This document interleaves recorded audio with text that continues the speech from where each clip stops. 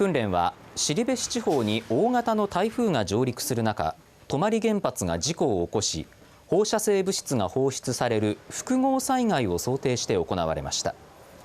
倶知安町では避難してきた住民が放射性物質が体についていないかどうか測定する手順を確認しました。